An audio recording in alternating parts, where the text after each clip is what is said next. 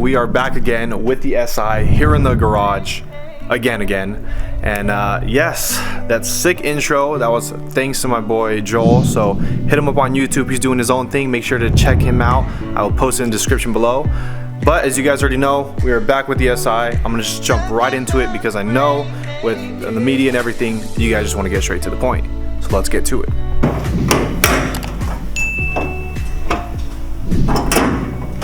All right, so engine bay is a little dirty, don't mind that, guys. But let me give you a whole breakdown of what this whole thing is for all the new people.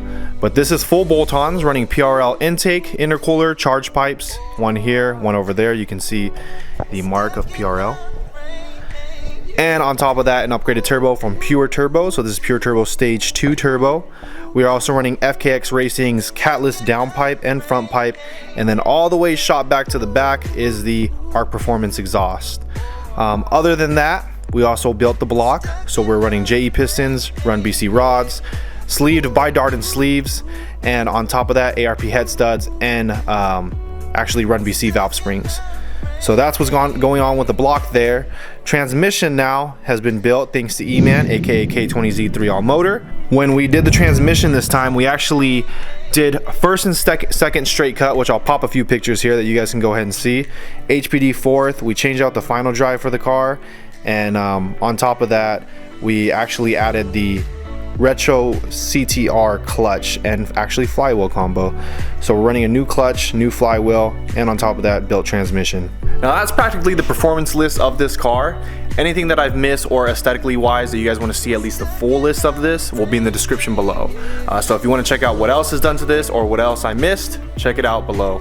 But that is the full list, practically performance wise, that I can remember on top of my head of this car. And man, it's been a long journey. For those OGs that have been with me since the beginning, you know that this is my third time back. We blew the engine, we got that built, and then we actually blew the trans, that was the second time, and we didn't build it, we just brought it back to life with OEM specs. But this time, blowing the trans on its third, we wanted to make sure it's reinforced, it can handle the power, it can handle even more power when we increase even more, of course. And now we built it. So built engine, built trans, you guys already know what that means. We're going back for a retune.